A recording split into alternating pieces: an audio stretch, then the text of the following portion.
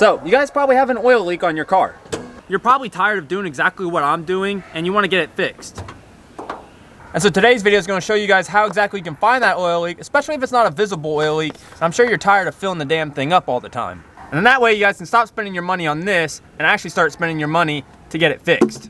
So yeah guys, today's video is basically me getting the oil leak fixed, or showing you guys exactly how to fix an oil leak. It might not be visible. Most oil leaks are pretty visible, but if you got a small leak and you're filling up maybe every month or 2 months, or maybe every 2 weeks, I'm gonna show you guys exactly how to find that small oil leak, especially if it's not visible. So there's only gonna be 2 things you're gonna need. It might cost you max $50. First things first is UV leak detection dye. Now there are a couple things like coolant and AC dye, but what you're gonna look for is an oil-based leak detection dye. This stuff works great. You can dump it into your whole bottle, into your engine, and it's not going to damage it whatsoever. The next thing you're going to need is a UV light. Again, you guys can pick these up at either auto parts stores. You might not have this up front at any auto parts stores. What you might have to do for the leak detection dye is ask somebody for it, and they can go grab it from you in the back.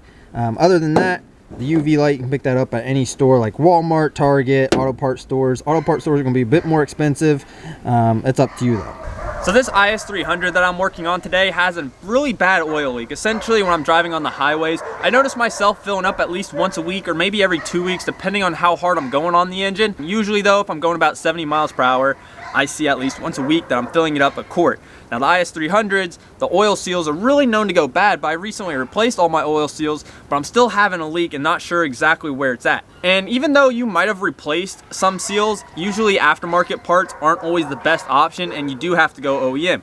And that's the same issue that these IS300s or any 2J has, is that you have to go OEM, and I didn't really use OEM, so today we're going to check that out.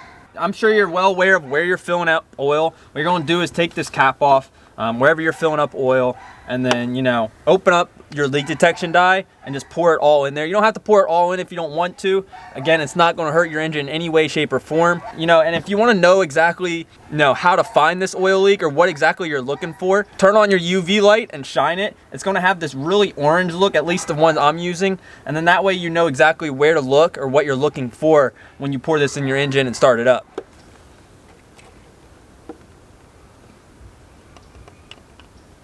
Now once you got it all poured in there, just simply put your cap back on and start up your engine.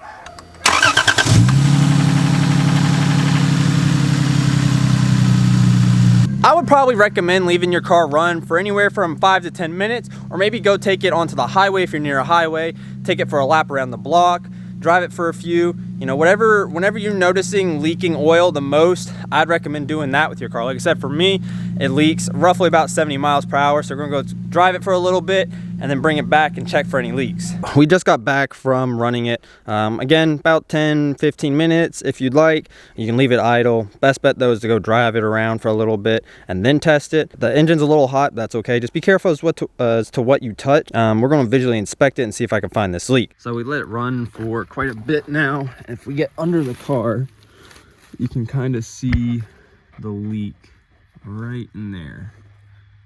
You can see it glowing a little bit and it comes down. It's coming from the harmonic balancer and going down, which means that is the crank seal, and sadly I just replaced that. So again, with these being not OEM parts, they don't always work 100%, and usually most 2Js, they need OEM parts for them to seal properly. So yeah guys, don't always rule out new parts. Just because you put in a new part doesn't mean it won't fail, and this is a key scenario of this situation.